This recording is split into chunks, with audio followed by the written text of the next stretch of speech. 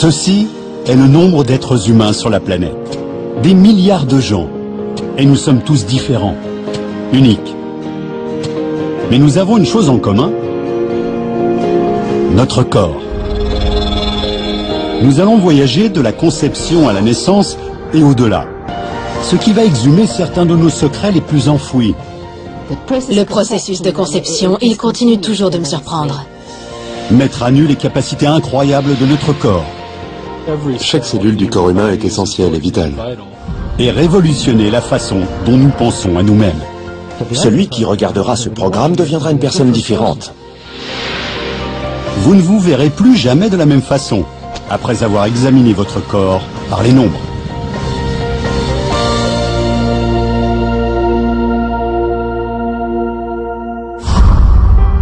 Notre corps réalise d'incroyables exploits d'endurance et de fiabilité. Il génère une multitude de chiffres et de statistiques qui vont vous surprendre et vous étonner. Pourtant, la plupart d'entre nous y accordent peu d'importance. Vous n'êtes pas convaincu? Alors d'après vous, combien de sang notre cœur pompe-t-il tous les jours? Je ne sais pas. Aucune idée. C'est une excellente question. Je ne sais vraiment pas, je n'en ai aucune idée. La réponse, des milliers de litres par jour. Et c'est le sujet de cette série, le décodage des statistiques vitales du corps. Nous dévoilerons les nombres qui révèlent combien notre corps est incroyable. Mais plutôt que de simplement vous dire ce qu'ils sont, nous allons vous montrer ce qu'ils sont. Il s'agit ici de la quantité de sueur que produira une personne ordinaire dans une vie. 14 997 litres. Assez pour remplir ses 548 seaux. Voici la quantité de nouveaux os qui vous aidera à grandir. L'équivalent de plus de 12 corps. Et ces bouteilles contiennent le nombre total de larmes que vous verserez dans votre vie, soit 67 litres d'eau.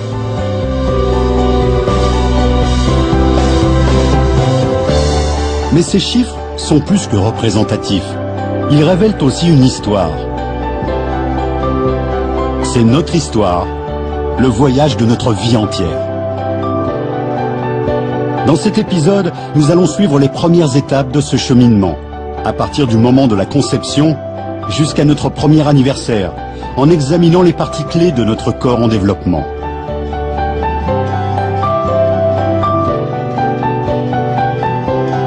Et tout commence avec ceci. Vous pouvez le voir? Question idiote. Alors, agrandissons-le 20 fois. D'accord, mais cela n'aide pas plus. Essayons 1000 fois plus grand.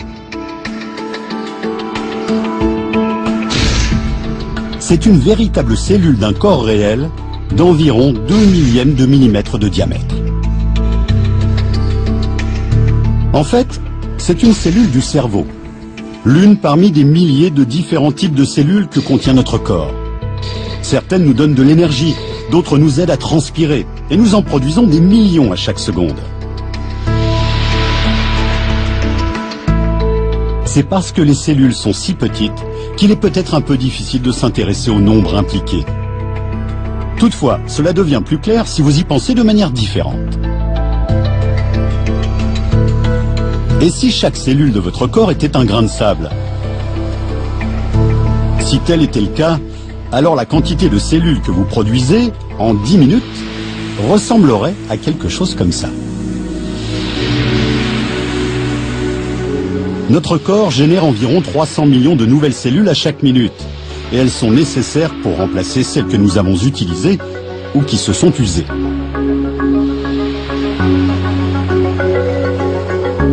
Mais en fait, de combien de cellules notre corps est-il composé?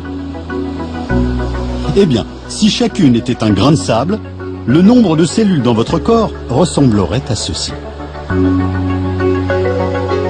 L'étendue sablonneuse de cette plage ne se compte pas en millions, ni en milliards, mais en billions de grains de sable. En fait, une personne moyenne contient environ 100 billions de cellules, ce qui pourrait représenter une plage de 1,6 km de long.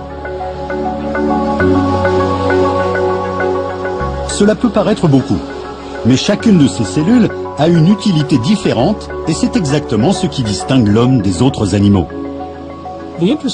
La chose intéressante est que toutes les cellules dans le corps sont générées à partir d'une seule cellule, qui est donc la plus puissante.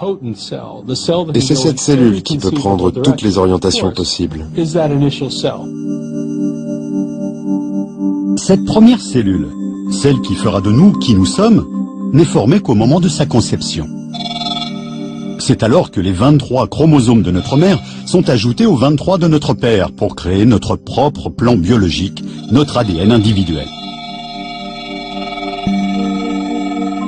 Mais ceci ne marque que le début de l'ultime mystère. Nous ne savons pas comment notre vie va se révéler. Ses parents ont eu 8 enfants ensemble.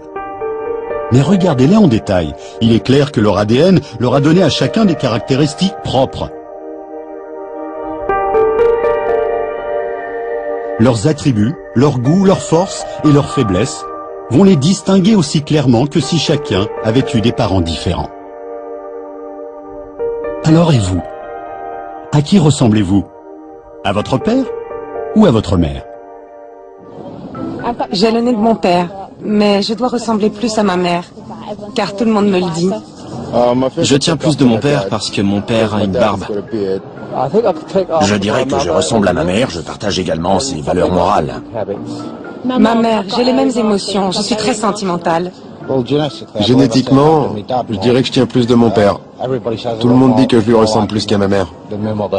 Mes traits de personnalité me viennent de ma mère. Je suis très bruyante et odieuse, tout comme ma maman. Notre ADN affecte de nombreux aspects de notre constitution. Notre taille, notre poids, notre quotient intellectuel, notre couleur de cheveux ou simplement le fait d'avoir des cheveux ou pas. Notre ADN compte tellement de variables que, à moins que vous ne parliez de jumeaux, les frères et sœurs seront complètement différents, et ce, de plusieurs manières. Ainsi, l'ADN rend chacun de nous absolument unique. Vous et moi sommes différents d'au moins 5 millions de manières distinctes dans nos ADN respectifs. Et si vous vouliez renaître identique à vous-même aujourd'hui, je dirais que vous auriez probablement besoin d'autant de bébés que pour remplir le système solaire. Un grand nombre.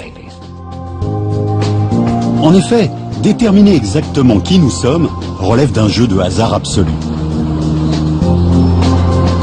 Mais l'explication de notre unicité stupéfiante devient plus claire quand on regarde la taille de notre ADN.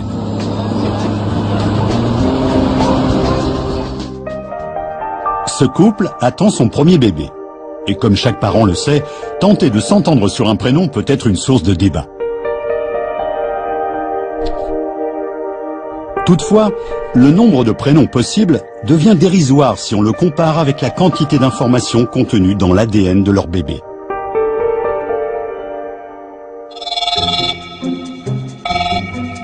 Imaginez que ces livres aient été remplis avec les informations génétiques de votre ADN qui font de vous un être unique. Il y en a tellement.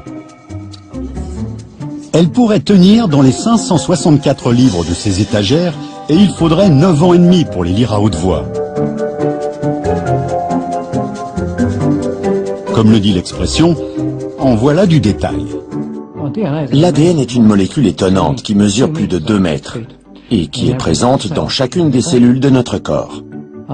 Nous avons des millions de cellules dans notre corps. Si l'on mettait bout à bout l'ADN de chaque cellule de notre corps, la longueur obtenue couvrirait 8000 allers-retours de la Terre à la Lune. Si vous pensez que l'immensité de notre ADN est impressionnante, alors écoutez bien. Car l'histoire devient encore plus étonnante quand nous nous développons dans l'utérus.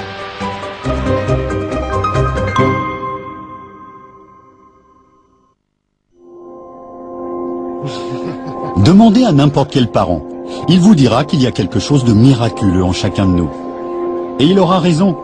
La naissance relève véritablement d'un miracle. Notre conception n'est pas une simple promenade de santé. Imaginez que ces triathlètes soient des spermatozoïdes. En théorie, ils doivent simplement atteindre l'ovule. mais ce sera un voyage épique.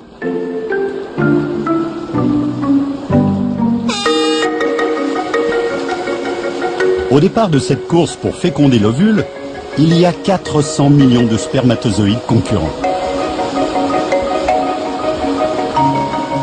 Ils ont été créés à l'intérieur d'une myriade de petits ressorts dans les organes génitaux de l'homme. Il y a donc beaucoup plus de trajets à faire que vous l'imaginez. Ils ne doivent pas pouvoir aller bien loin. Ils ne savent pas nager droit. C'est un long trajet. 5 ou 7 cm. 30 cm? Je dirais 3 ou 4 mètres. 20 cm. 15 cm. Ouais, on va dire 15 cm.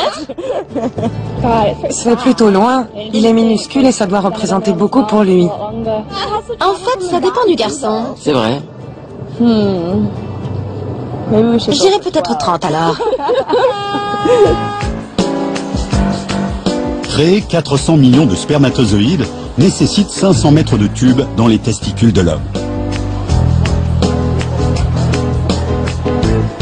Donc, le fait de sortir du corps masculin signifie que les spermatozoïdes ont dû parcourir une distance complète de 7 mètres pour atteindre l'ovule. C'est plus de 4 fois la hauteur d'un homme ordinaire.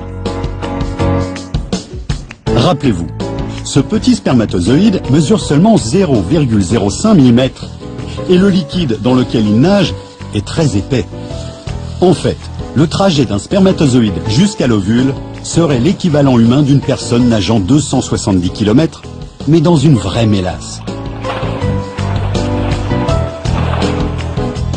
Et au moment où le spermatozoïde atteint l'ovule, il n'en reste plus que quelques centaines en course. Sur le chemin, beaucoup sont morts ou se sont perdus. C'est d'ailleurs ahurissant qu'au moins un y parvienne. Heureusement, il suffit d'un seul. C'est un moment critique de notre développement. Ce n'est qu'après plusieurs essais que l'on obtient une grossesse. Et si un autre spermatozoïde avait fécondé l'ovule, alors il aurait conduit à une autre personne que vous.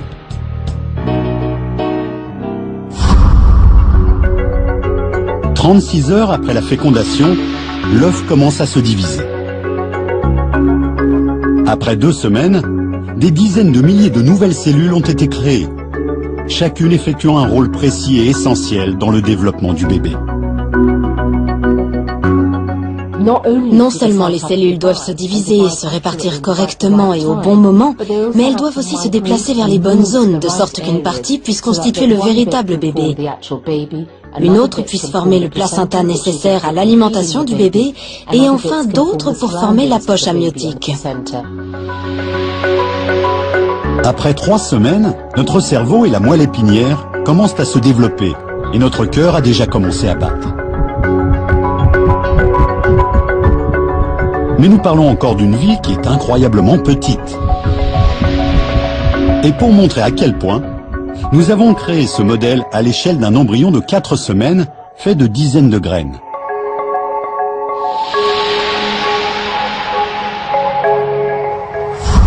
Mais pour sa taille réelle, nous n'aurions besoin que d'un seul grain.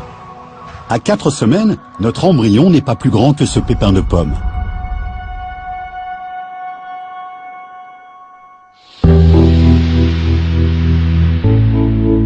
En supposant que notre développement progresse bien, au cours des semaines qui suivent, l'ensemble de nos autres organes sera formé. Durant cette période, nos membres prennent forme. À 8 semaines, tous les organes qui font de nous des humains sont en place. Il est étonnant que cela arrive si précisément et que les bébés soient si parfaitement formés à 8 semaines. Évidemment, le reste de la grossesse implique une fonction importante, la maturation des organes. Ils devront tous fonctionner correctement pour que le bébé puisse faire cette transition de l'utérus vers l'extérieur facilement et en sécurité. C'est incroyable de penser que nos organes sont non seulement en place, mais que la plupart fonctionnent déjà. En quelques semaines, nos reins commencent à évacuer les déchets. À 14 semaines, nous urinons dans le ventre de notre mère. C'est certainement une surprise pour beaucoup d'entre vous.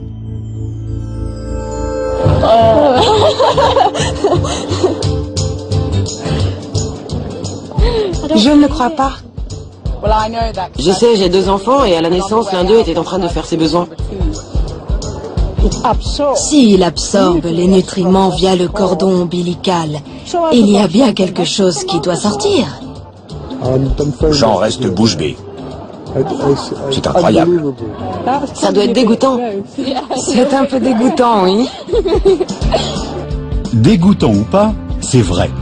Cela pose une autre question. Par où croyez-vous que l'urine passe? Espérons que ça s'en va. Ça doit être expulsé, non? Par le cordon ombilical? Je n'en suis pas sûr. Non, c'est pas sûr. Cela doit être évacué, évidemment. Je n'en ai aucune idée. Ça doit bien aller quelque part. Ça passe par le corps et ça doit ressortir de toute façon. Il y a peut-être un tuyau qui envoie l'urine vers la vessie de la mère.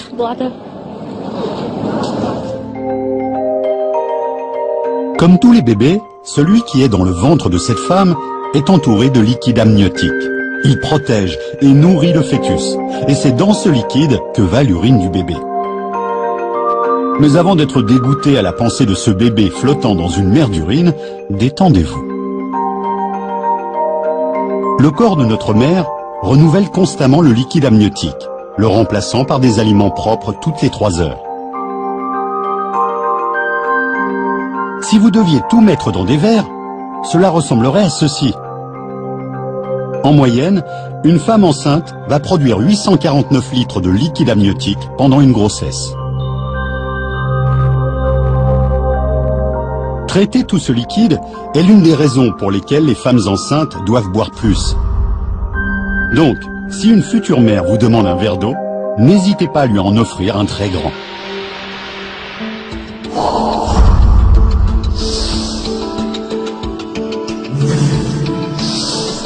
Le développement initial de notre fœtus est incroyable et reste quasiment invisible. C'est seulement à 13 semaines que nos parents ont la chance d'apercevoir la vie qu'ils ont créée. Vous pouvez voir le début des jambes, là, et le début d'un bras, là, plus haut. On dirait qu'il bouge, c'est fou. Et nous sommes tout étonnés de voir le cœur en train de battre. Pourtant, il bat déjà depuis 9 semaines et demie.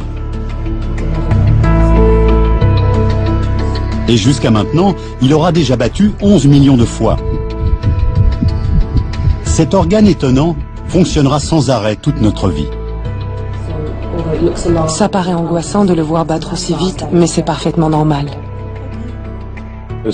Il est difficile de trouver une pompe plus impressionnante que le cœur en termes de capacité et en termes de longévité. Tout est fait minutieusement pour que ça fonctionne bien. Le mécanisme est si finement réglé qu'il compresse le sang hors du ventricule, ce qui génère une pression qui propulse le sang à un rythme extraordinaire. Les performances de notre cœur sont encore plus impressionnantes quand on considère l'ampleur de la tâche qu'il a à accomplir. Cette personne est examinée à l'aide d'un scanner CT, le dernier cri en instrumentation médicale.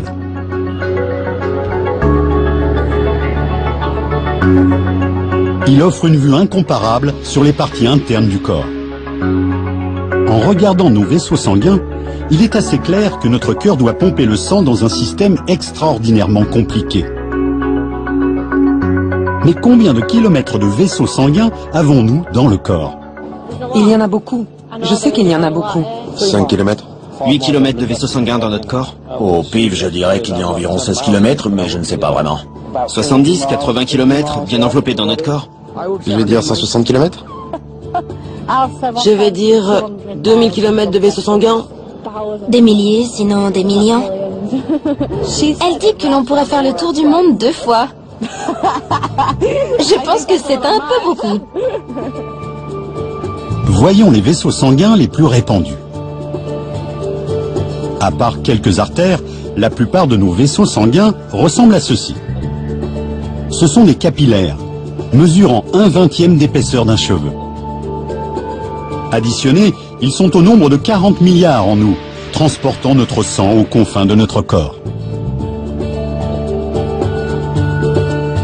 Ce nombre nous permet de deviner la distance des vaisseaux sanguins dans notre corps. Il s'élève à 99 779 km. Pour vous faire une idée, vos vaisseaux sanguins mis bout à bout feraient 2 fois et demi le tour du monde.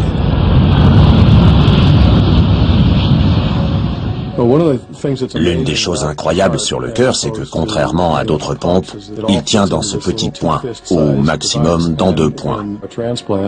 Au cours d'une transplantation, sans réserve de sang ni d'oxygène, il peut s'organiser en une collection de cellules qui se coordonnent et il bat régulièrement. Mais si la distance parcourue par notre sang grâce au mouvement du cœur semble incroyable, que dire du volume de sang qu'il a à pomper ? Imaginez que le sang de votre corps soit de la peinture. Combien de temps faudrait-il à votre cœur pour en pomper assez pour repeindre ce navire? 1 mois? 1 an? Une vie entière? Si incroyable que cela paraisse, votre cœur pompe assez de liquide chaque jour pour repeindre ce navire 2 fois. En fait, le cœur pompe en moyenne 7 999 litres par jour. C'est énorme. Après 1 an, cela reviendrait à 2 920 000 litres de sang. Assez pour donner à ce navire 730 couches de peinture.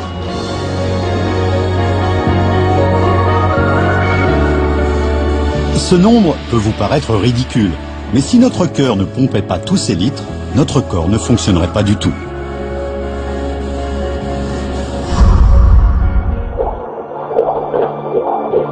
Nous sommes à mi-chemin de notre développement.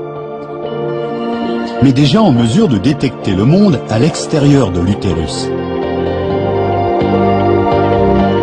Ce que nous commençons à engranger va changer nos vies pour toujours.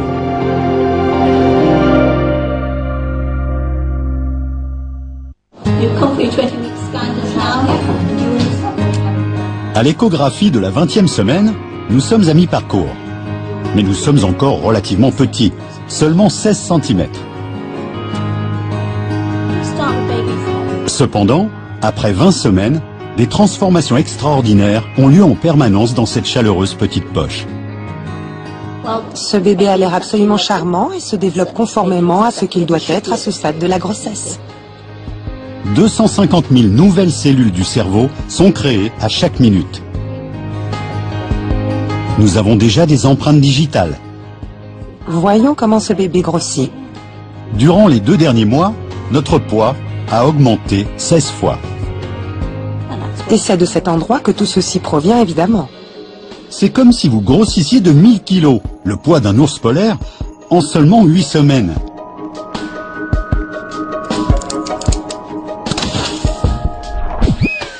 L'échographie à 20 semaines permet de voir les organes génitaux. Et les parents peuvent savoir si le fœtus deviendra un garçon ou une fille. Aimeriez-vous connaître le sexe du bébé? Mais ils vont peut-être choisir de ne pas savoir.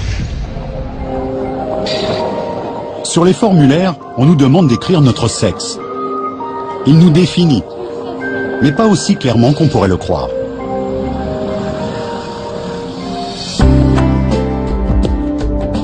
Déshabillez n'importe quel homme et vous verrez apparaître des caractéristiques très féminines.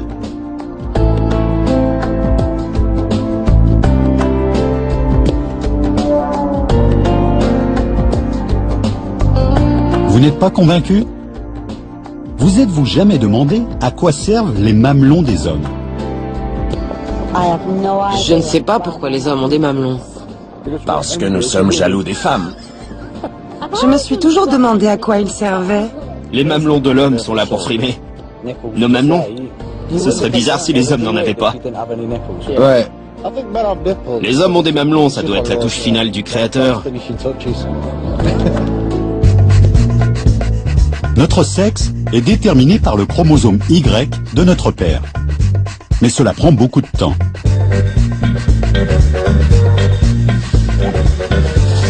Au cours des 6 premières semaines de sa vie, chaque garçon se développe comme une fille.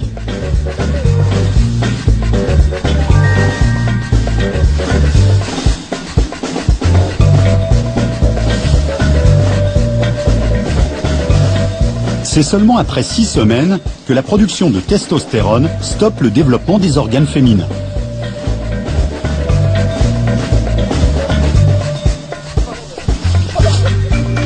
Ainsi, même l'homme le plus costaud ne peut pas rejeter tous ses traits féminins.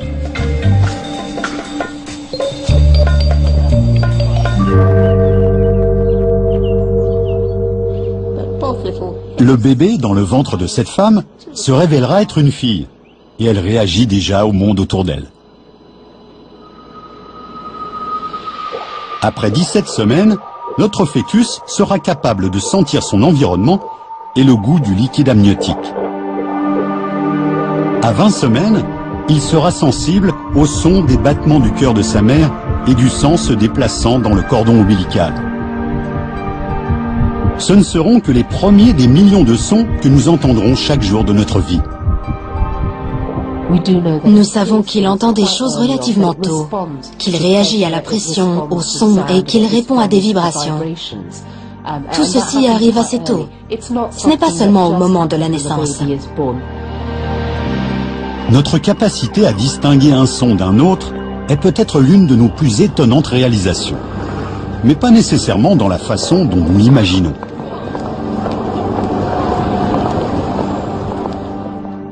Voici Ben Griffiths, l'un des batteurs les plus rapides au monde.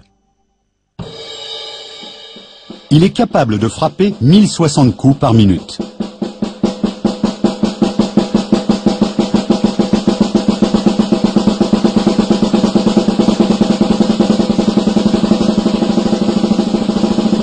Et c'est vraiment impressionnant quand il atteint son maximum. Il est en train de frapper ce tome plus de 17 fois par seconde. C'est un exploit remarquable qui démontre la vitesse et le contrôle du corps. Mais tout le monde peut se vanter d'avoir un ensemble d'os qui se déplace encore beaucoup plus vite. Ces prouesses reconnues semblent dérisoires par rapport à ce qui se passe à l'intérieur de notre oreille.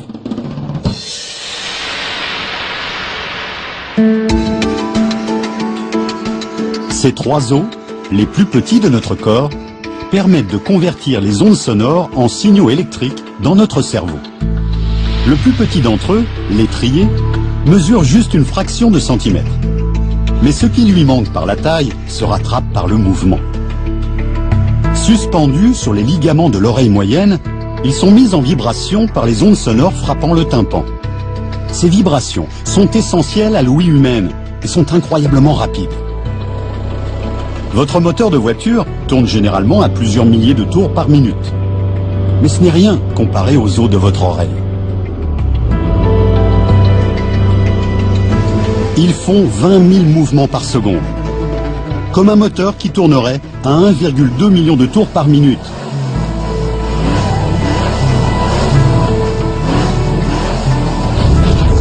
C'est un exploit extraordinaire, d'autant plus que les os de nos oreilles le font systématiquement, chaque seconde de toute notre vie. Et ce n'est pas le fait le plus étonnant concernant l'ouïe. Nous sommes aussi capables de différencier des sons qui ont une fraction de seconde d'intervalle. Le son se propage à environ 1240 km à l'heure. Donc une onde sonore va frapper une oreille à la même vitesse qu'il frappe l'autre, même si le son vient d'un même côté. Nathan! Et pourtant, l'infime temps que cela prend nous suffit pour calculer d'où vient ce son. Nathan! Nous pouvons localiser la source d'un son car il est perçu par chaque oreille avec un intervalle d'un 100 millième de seconde. Ce qui correspond à 1 seconde dans une journée de 24 heures.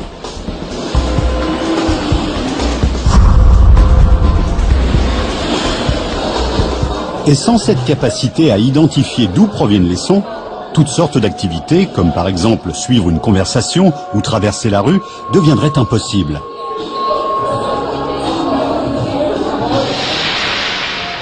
En 28 semaines, notre fœtus peut identifier la voix de sa mère. Bientôt, il sera en mesure de distinguer lumière et obscurité. Mais ce n'est rien comparé à ce qui va arriver lorsqu'il va naître.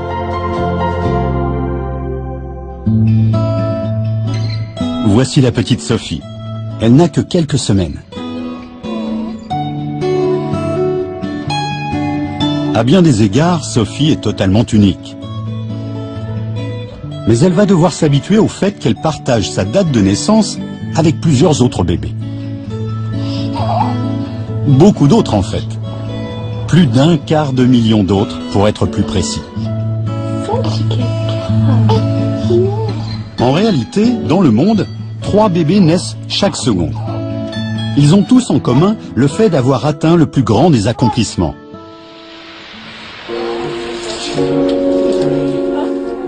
Au moment où chacun de nous est prêt à naître, notre cœur aura battu 49 millions de fois. Nous aurons tous formé un ensemble complet de dents. Mais un seul bébé sur 2000 en aura une visible. Nous pouvons également nous vanter d'avoir 300 os, 100 de plus qu'à l'âge adulte. Certains de ces os se soudront étroitement au cours de nos 2 premières années. Mais la flexibilité supplémentaire que nous obtenons en ayant ces os séparés est vraiment importante. Et voilà, bon travail. Cela va nous aider tout au long du trajet de 12 cm qui conduit à la naissance.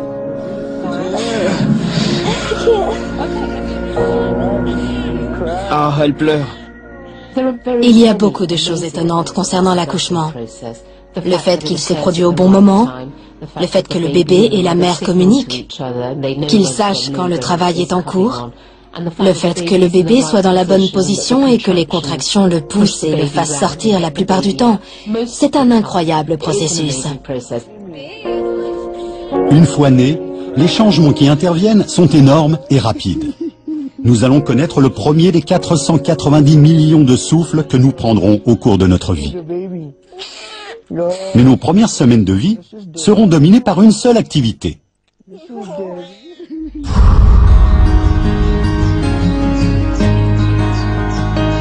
Que ce soit du lait maternel ou en poudre, l'alimentation sera notre seule occupation. En réalité, les nouveau-nés mangent plus souvent que matin, midi et soir. Additionner tout le lait de Sophie englouti durant les 2 premières semaines de sa vie ressemblerait à ça. Nous aurons consommé 3 fois le poids de notre propre corps à seulement 14 jours. La plupart de l'énergie que nous recevons de tout ce lait, 80%, est utilisée pour le développement d'un organe essentiel, notre cerveau. Et au cours des prochains mois, celui-ci sera sollicité par toutes sortes de nouveaux paysages et de sons, de goûts et d'odeurs. Voici la jeune Isadora. Chaque fois que quelque chose passe par sa bouche, elle déploie des millions de capteurs pour répondre à une question fondamentale. Est-ce que je peux manger cela? Alors, quelle est la chose la plus importante que vous recherchez dans la nourriture que vous mangez? Le goût? Le goût. Dans mon cas, c'est le goût. Le goût. Le goût. Le goût. Eh bien, ce n'est pas la bonne réponse. Parmi les millions de récepteurs que nous utilisons pour analyser le contenu de notre bouche, seulement 10 000 d'entre eux sont des papilles gustatives. On ne peut vraiment identifier que 5 saveurs de base. Le salé, le sucré, l'aigre, l'amer et le umami, qui est un mot japonais qui signifie la sarriette. Cela pourrait être un peu décevant si c'était la seule chose au menu.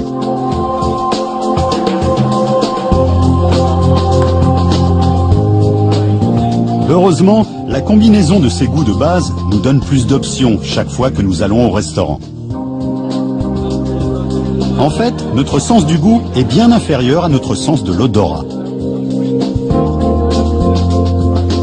2 cavités sont nichées au sommet de notre paroi nasale, chacune de la taille d'un timbre-poste et équipée de poils récepteurs d'odeur.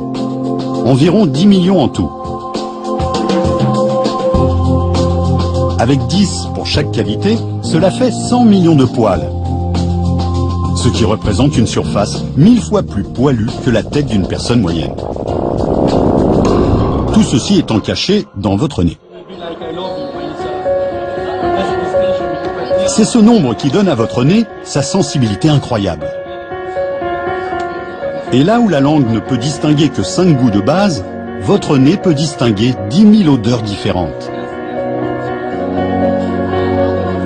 C'est une centaine de différents parfums pour chaque dîner dans ce restaurant. Et ce n'est pas seulement la gamme des odeurs que nous pouvons détecter qui est impressionnante, mais aussi notre sensibilité nasale. Prenez un poivron vert. Votre nez est si sensible que vous pourriez identifier son odeur à une concentration de seulement 1 particule par billion de particules d'air.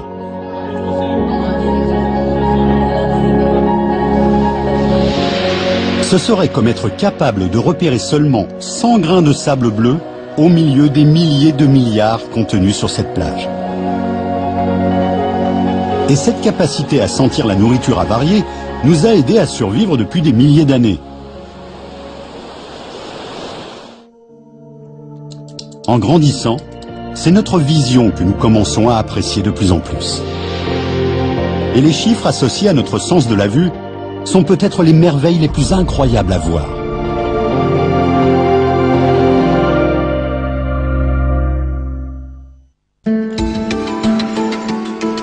À l'âge de 9 mois, comme Isadora, notre vision est presque entièrement développée. Notre vue est sans doute meilleure à ce moment que celle de notre mère.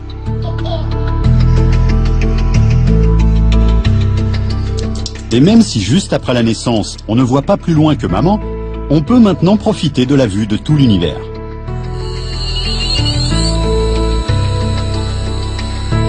Cet homme est spécialisé dans les photos de ciel nocturne. Mais cette activité nécessite des milliers d'euros d'équipement.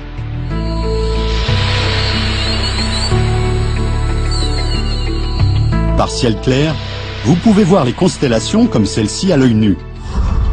C'est étonnant, compte tenu de la distance à laquelle elles se trouvent. Celle-ci est la galaxie voisine d'Andromède, et à supposer que nous sachions où chercher, nous pourrions la repérer en quelques secondes. Pas mal pour quelque chose se trouvant à 2,5 millions d'années-lumière, soit 200 billions de trillions de kilomètres.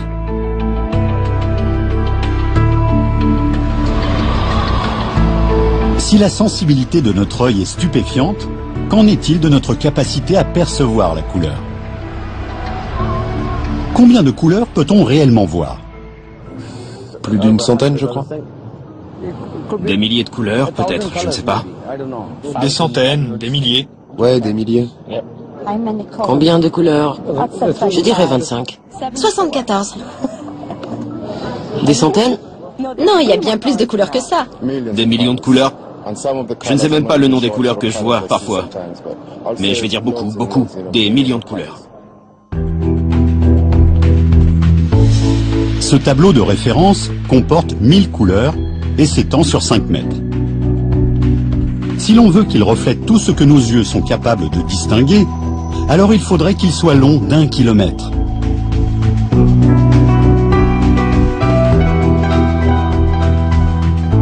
Cela équivaut à 1,5 fois la longueur de Manhattan. C'est beaucoup. Mais nos yeux peuvent distinguer un total de 7 millions de couleurs différentes. Tellement qu'on ne pourrait jamais toutes les nommer. Alors, comment un organe de la taille d'une balle de ping-pong peut-il faire cette chose incroyable?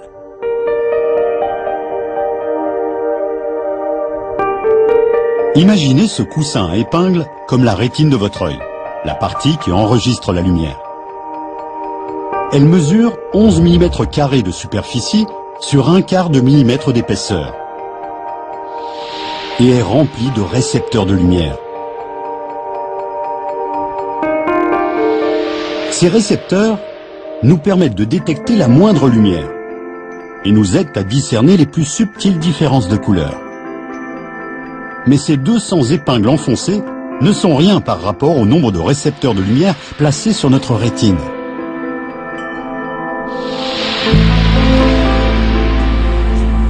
Chacune de ces ampoules ne représente pas 1 millier, ni 100 000, mais 1 million de récepteurs de lumière. Additionnez, vous en aurez 131, ce qui équivaut à 131 millions de récepteurs dans votre œil. Et sans eux, vous seriez totalement aveugle.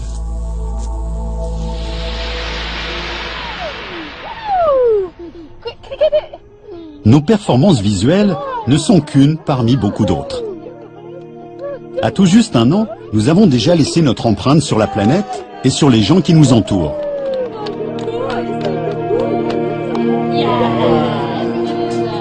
Comme le jeune Noah ici, notre corps aura plus que doublé en poids. Un taux de croissance énorme.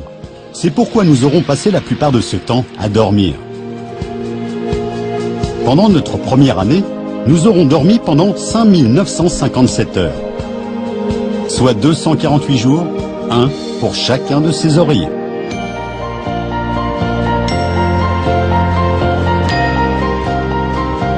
Et si l'on a été réveillé par la faim pendant la nuit, ou pour demander à être changé, nous aurons passé un temps considérable à pleurer pour attirer l'attention. Si chaque heure est représentée par une sucette, le total ressemble à ceci. 490 heures à pleurer la première année. Assez pour faire grimacer les parents les plus patients. Pour satisfaire notre faim, nous aurons surtout compté sur une source à nulle autre pareille, le lait. Nous en aurons consommé 265 litres à l'âge de 1 an. Suffisamment pour remplir 1019 de ces biberons.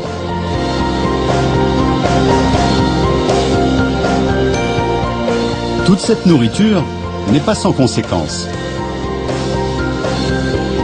Au cours de notre première année, nous aurons produit en moyenne 143 litres d'urine, 35 kilos d'excréments, ce qui aura nécessité l'utilisation de 2190 couches.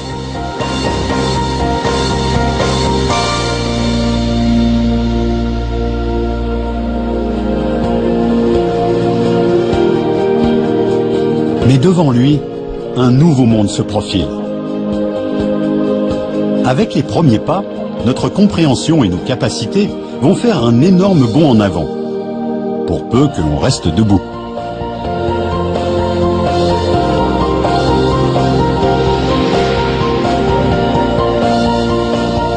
La prochaine fois, nous continuerons sur le chemin étonnant de la croissance et découvrirons la quantité d'air que nous respirons. Le chemin que nous parcourrons et combien notre corps devra changer pour nous permettre de manger des aliments solides. Des surprises étonnantes lorsque l'on examine notre corps par les nombres.